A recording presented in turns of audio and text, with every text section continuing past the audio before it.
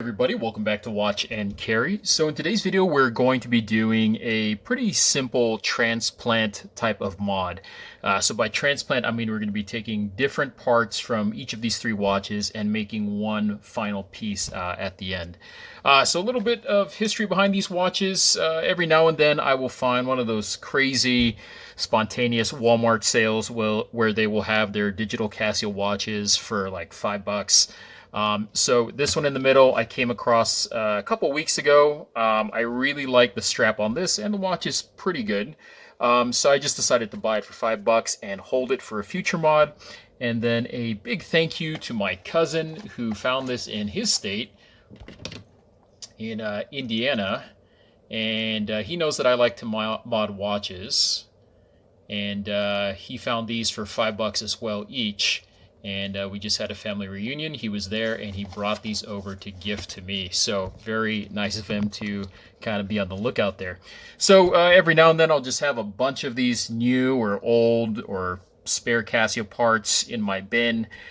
Projects with parts that just never get used. And, you know, every now and then I'll just kind of take a few of those parts and kind of mix and match and see what I come up with. So this particular mod I've already done before. It seems to have gotten a pretty good response when I posted it on Instagram. So I thought I'd go ahead and show you how to do it.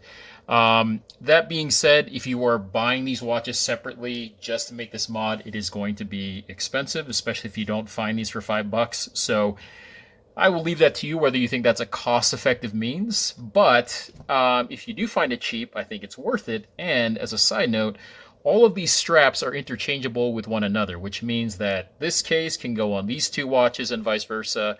This strap can go on these two watches and vice versa. The modules cannot go between all three, but of course between these two, the modules can, because they're basically the same exact watch. So on the right, we have the Casio AE1500. This is with the positive display and the black case. And from this one, we're going to be taking just the case. And here is the particular model number for that one. You have to read those last five indicators at the end for the specifics. The middle one has one of the best backlights actually I've seen on a Casio. Here's the model number for that one. Let me show you that backlight really quick, because we're not going to use this module. Probably the best I've seen, but also one of the hardest buttons to press for that backlight. So from this watch, we're going to be taking just the strap. And then lastly, the sibling of this one on the right. Here's the model number. Okay, this one's only got 3 letters at the end, or 3 characters. And from this one, we're just going to be taking the module, or the movement, which is that negative display on the inside. So module, strap, and case. And we're going to combine to make this one particular mod. So to get started, let's go ahead and open up the one on the right here.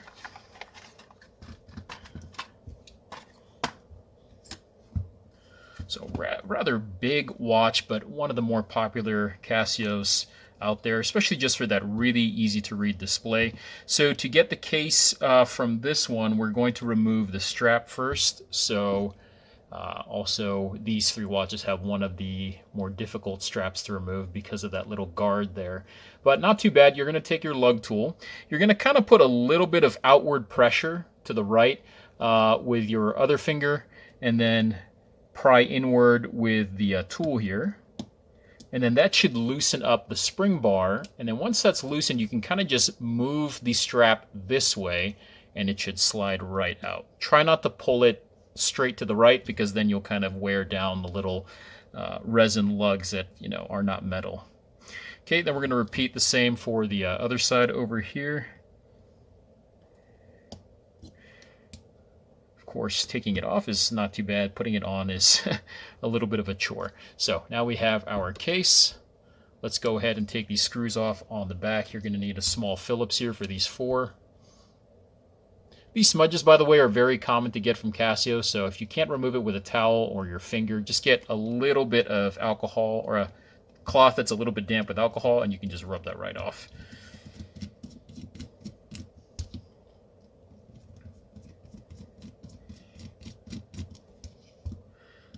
Also note that the prices will change for these depending on the state you're in. So just because I find it for $5 in my state doesn't mean you're going to find it that same day in your state, and it doesn't mean that online will show the price. So I don't know how they determine which of these is going to go on sale, but you know, I do some of my other shopping in Walmart, so I always just kind of stop by the Casio aisle when I'm doing that. So that's how I'd recommend you do it. Every now and then just kind of take a look and see what's in their clearance bin. All right, so there we go. Got those off. We're going to gently lift up on this case back here. Okay, there you go. Set that to the side. Now, once you open this up, you're going to be allowing dust to get into the case. And no matter what you do, this is not a hermetically sealed environment, so dust is going to get in, but you want to limit that amount, especially the visible dust that you can see. So once I remove this module, I really want to replace this case back, you know, relatively quickly, or flip the case upside down. I'm going to go ahead and remove this O-ring also because this tends to fall off relatively easily. And I'll just show you how to put that in just in case you drop that. And then you're going to go here to either the 12 or the 6. You're going to take that skinny part of your tool and kind of look for an area to pry up gently on. So, you know, with the world times, usually it's here directly at 12 or 6. Here, not so much. So yeah, I think I found a little spot right here. So this will probably be at like the 7 o'clock position. I'm just going to gently lift up on that. Okay, so this is the movement or the module. Take that out. Okay, we're going to keep this metal piece that's on the inside. That's how it looks.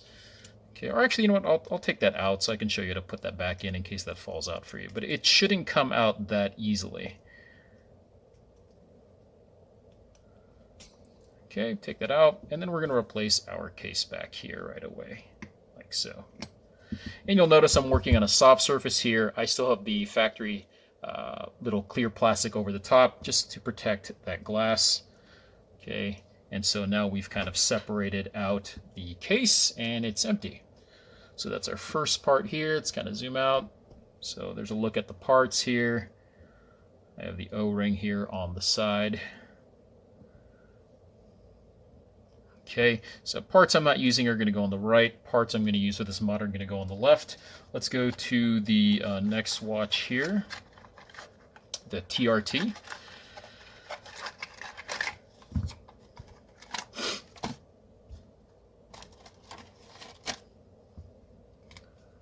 Okay, this one we are just going to get the strap, so we're going to repeat that same process that we did for the previous watch.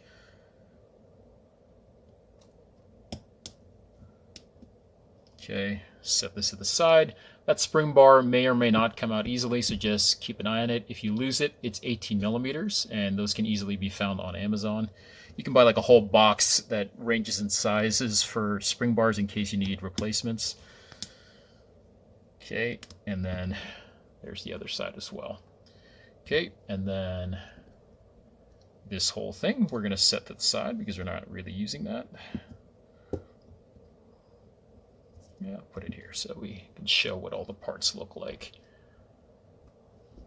Okay, lastly, we're going to take the last one here.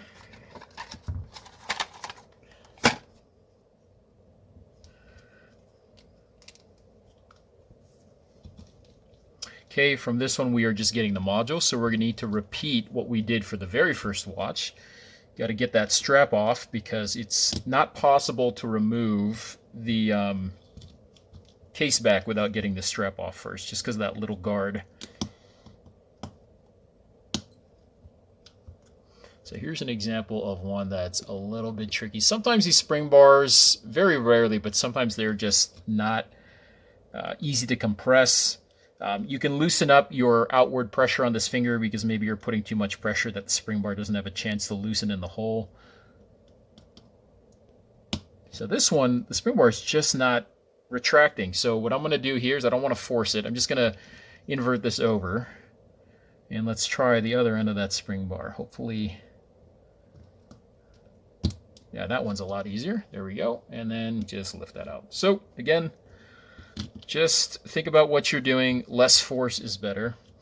Okay, let's get this case back off. Same exact screw size, or same exact pitch on these screws between all three of these. So if you lose track of which screws go where, they're all interchangeable.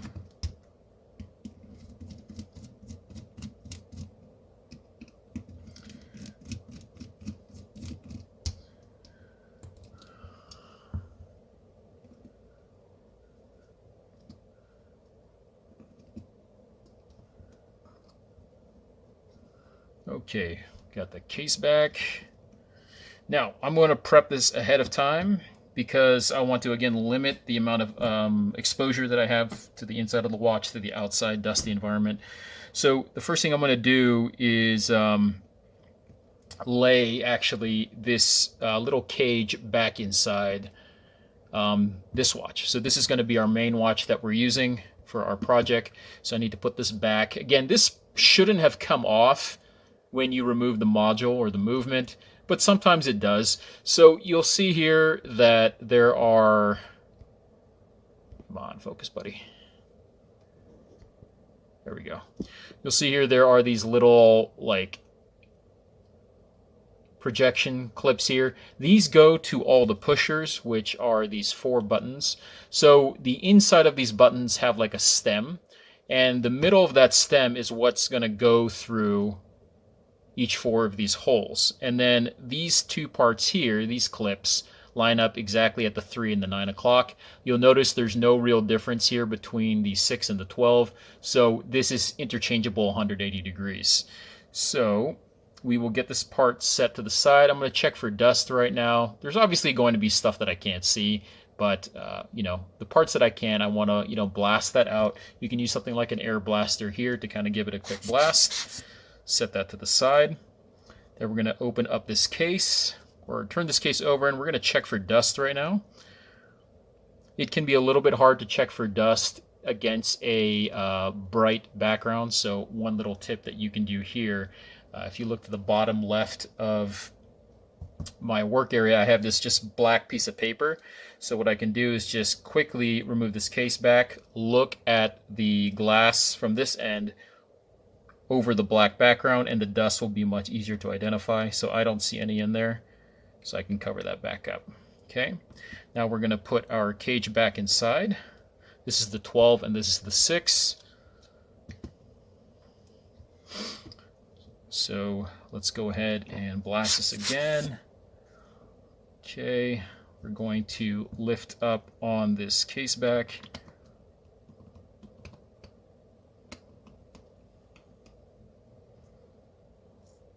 Set that inside. Now you might need a tool to kind of push this down. Use something relatively soft like a toothpick, because if you kind of miss hitting that metal piece and you hit the display, obviously you're going to scratch it. So just be very delicate with how you lay this in, but it should fall into a natural cutout for it. So you see that? See how it's kind of flush between the black and the silver? It's like a little depression that it all fits into, and then you have your pushers here to the side. Okay, now once you put the pushers to the side, you'll notice that as I'm pushing on this pusher, it's also pushing on the silver part of this case. That's not correct. You need to kind of loop the metal housing over the stem of that pusher. So you kind of just lift up a little bit, and you push first with your finger on the button, so that way you project that stem out, and then loop the metal part of this wire cage over it. You'll notice the bottom part of this cage is fatter than the top, so you want to loop it over the bottom first and then set it down like that. And then when you let go of your finger here, the stem will retract back, and it will naturally put pressure on the cage and secure it in place. So you see how this one, once the module's installed and I'm pushing on this, it's not moving the cage, versus this one, if I push on here, see how the whole cage is moving? So again, this is how we do this. We put a little bit of pressure with my finger, loop this metal cage over from the bottom part, and then kind of lightly tap it down, and then remove your pressure on that button. And there you go. Okay. Very small detail you might miss, but important, because sometimes if you don't do this, the stem will not hit the movement properly and you will impact the functions, or it will make the pushing of those buttons more difficult. So here we go again. Push with my finger, loop it around, set it down. Just using a long toothpick here. Push, loop, and set it down. Let's go ahead and check all the way around, and you can see that all of those look good, and we're still pushed down to our housing. Great. Flip this over really quick again, so I know where's 12 and 6. Okay, and then I'm going to flip this over one more time to check for dust over here. Okay, so I do see a little bit of dust. So what I like to do is keep the case upside down, put my air blaster underneath, and kind of blast from the inside out.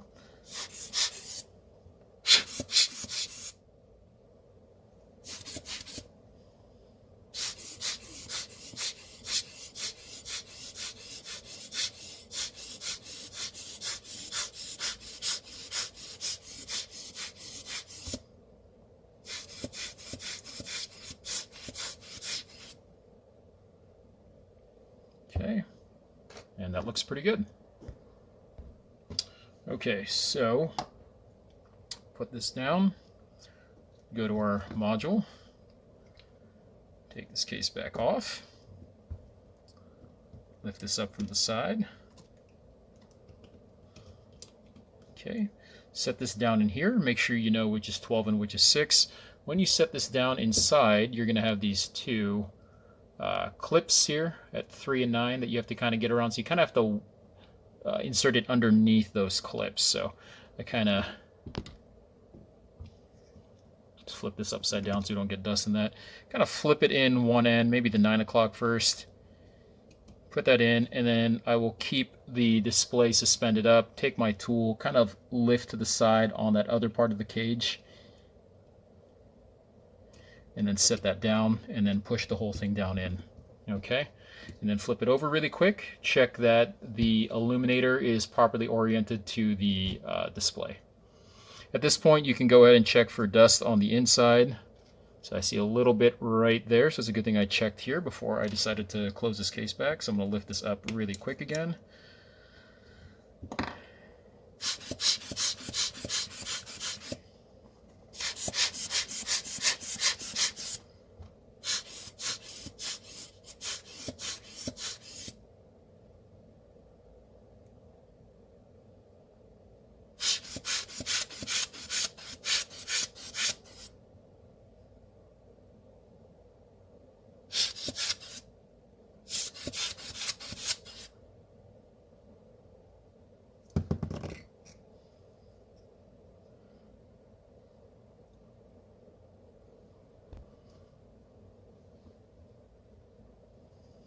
Okay, put that down, give a quick blast on the module, and set it back down in again.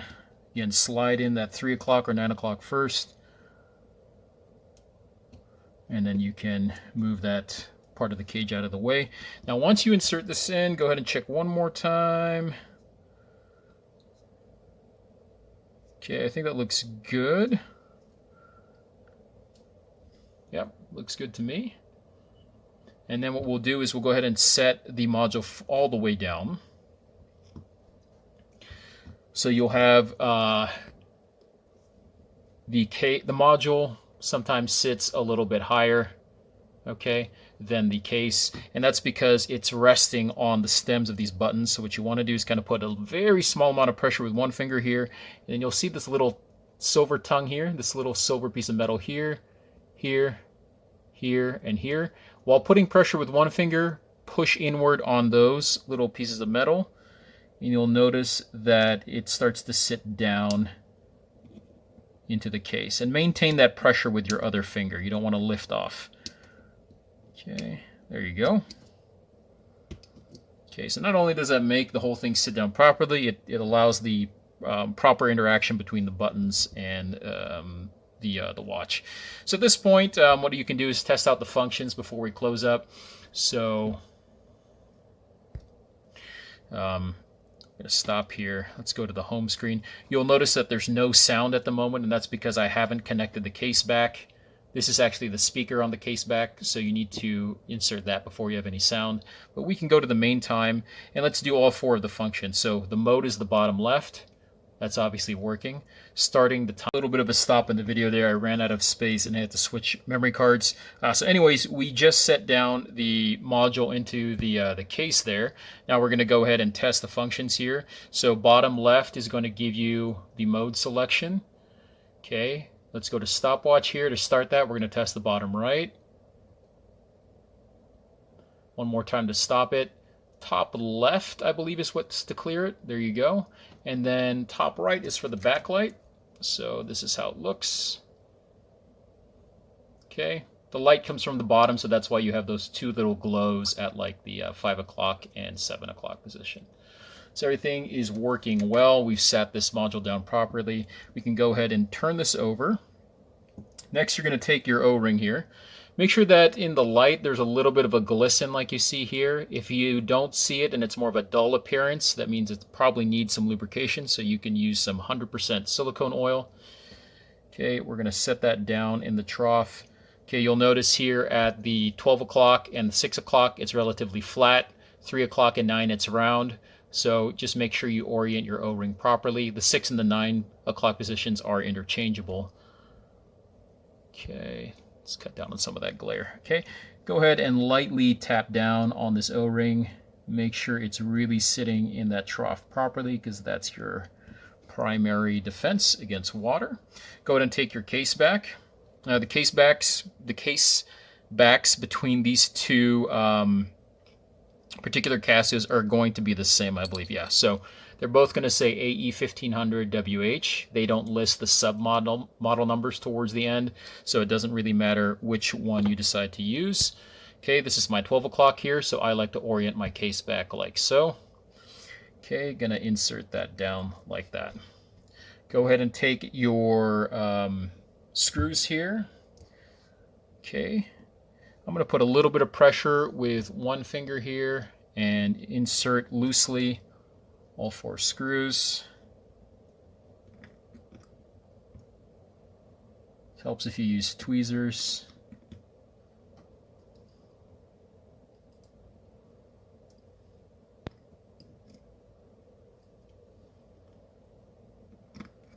Okay, there you go. And then go ahead and screw these back down.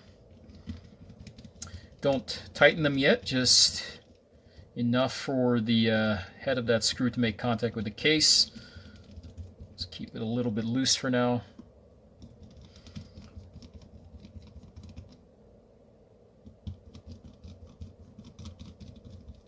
Okay, then I'm going to turn this to the side. I'm going to check the seam here between the case back and the case. Make sure that I don't have my O-ring popping out anywhere. So that looks good. Then I can go ahead and fully tighten. Okay, not too tight, because the threads that the screws go into are just resin, so it's quite easy to strip them if you over tighten them. Okay, there we go. So 12 o'clock here, 6 o'clock here again. We're going to do the strap next. The short part of the strap will go to the 12 o'clock side. The long part will go to the left. Now here's the deal with putting these straps on, because a lot of people, including myself at the beginning, have a hard time putting this strap in, just because of that little guard right over here. So what you want to do is, at least in my experiences, I kind of pull the spring bar like almost all the way out, enough where I can extend it past the strap, and then I put a little bit of pressure here with my thumb. So I'm kind of holding it like that. Then I'm going to go to the hole of one of these lugs and insert that end into the hole. Okay. Once that sits in the hole, I'm then going to carefully slide the rest of the strap in. And then with my thumb here on the left, I'm going to keep a little bit of downward pressure to kind of hold that strap in place.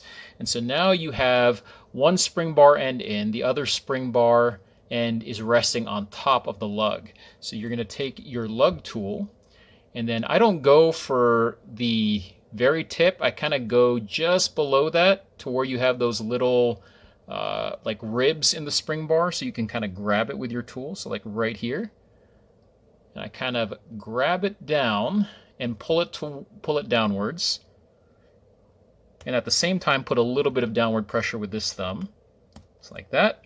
So now we have the spring bar positioned more inside the lug, and then once it's positioned in there, kind of manipulate the strap till you think it's close to the hole. It probably won't sit in that hole right away.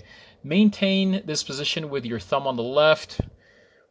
Okay, take your tool, and then this time go in this direction, pry inward to outward to properly set the other end of that spring bar inside the hole.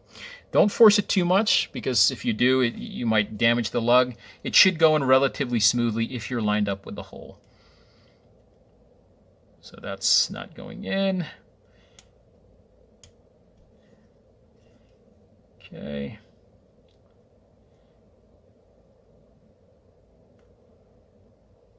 Okay, there we go. So that end went in. So you can see here that unfortunately with this strap change and the fact that this case is resin and delicate, I have a very small, chip here. It's nothing really big. It's not compromising the hole or the seating of the strap at all. So it's just more of an aesthetic thing. So hopefully you can do it more carefully than me, but one thing to kind of look out for.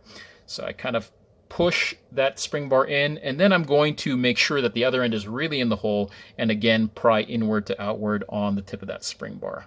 Okay, once that's in place, we really want to make sure that this is firmly in and not just sitting along the rim of the hole, because then it might pop off and then your watch will fall off your wrist. So what I like to do is kind of tug gently but firmly to the right, and then I like to twist this strap left and right. Just be really careful when you do this. You might want to wear eye protection, because sometimes when you twist this left and right, the spring bar will shoot out and it could hit you. Okay, and I'm just doing all these movements on the straps to simulate wearing the watch or putting on the watch. And so I'd rather have the spring bar pop out now while it's not on my wrist than later. Okay, and then I'm going to kind of flex it this way. And so right now, that spring bar is seated well. Okay, and we're going to repeat for the other side over here. So hopefully I can do this without putting a small scratch into the lug.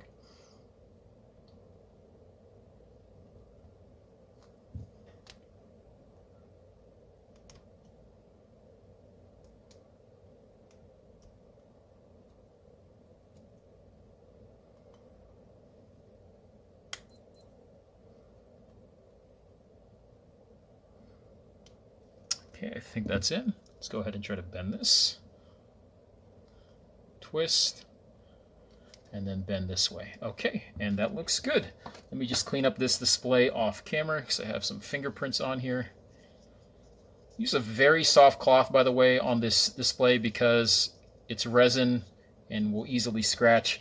That being said, if you do scratch it, this is one of the few glasses that polyWatch works perfectly on. So I will try to link this in the description. Okay, and let's go to the main time. Okay, and there you go. Now we have our mod.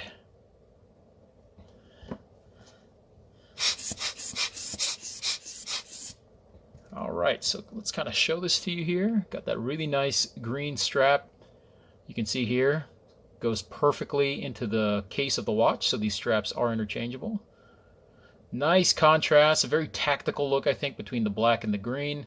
The little red accents I love. I think that adds to that tactical look. And of course, the negative display on this particular model is pretty easy to read directly in front of you. A little bit harder to read, obviously, if it's at an angle. And then the other end over here.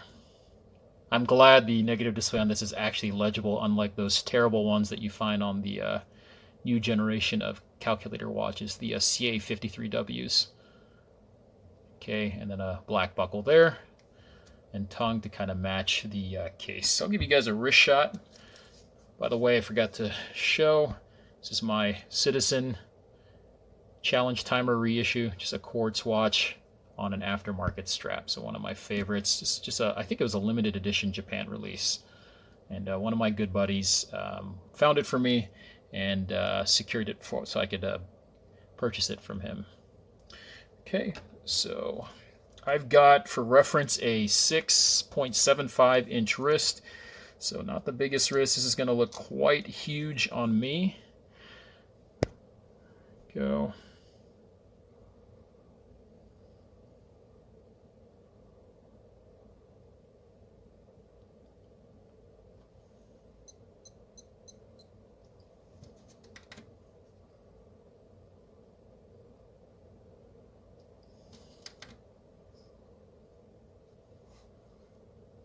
Yeah, looks pretty cool. Now, I do want to say, if for those of you that want a negative display on your Casio AE1500, like this one, this is actually a customer's watch that I will be doing a completely different mod on. But if you want this blacked out screen look on this particular watch, you don't have to go out and buy the 1500 that has the blacked out screen. That's probably the most expensive way, but the easiest way to do this, because you just kind of transplant parts. You can go ahead and take apart the movement, and if you watch some of my other videos, you can remove that top layer of polarizing film, put a new one on, and turn it 180? Yeah, I think you turn it 180 or 90 degrees, and you will get the blacked out look. So you can convert your factory one into a negative display look. However, when you do that conversion, you do lose some of the details that you get on the factory negative display version. And I know this from experience. So hopefully this doesn't get too technical for you, but let's say I take this watch, I make it into a negative display on my own by swapping out the factory polarizing film and cutting that away. What you're going to lose compared to this one, which is from the factory, is you're going to be losing this white line here.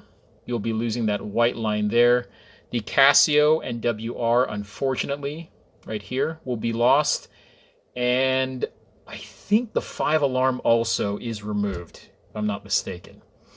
And it's just removed because the factory polarizing film has those pre-printed on, and when you put a new polarizing film on, it's not going to have those things on it. So it still looks good, actually. If you look at my Instagram, I have done one of these exact conversions, but rather than transplanting like we did here, I converted the screen into negative, and you can see that some of those small details are missing, but it still looks really, really nice. So there's a look at the mod. So relatively easy to do. Again, if you don't mind spending the price, or if you can find this cheap enough to get all three. And best part is I have all these spare parts here. So for those of you that like modding, you've got a lot of parts to play with.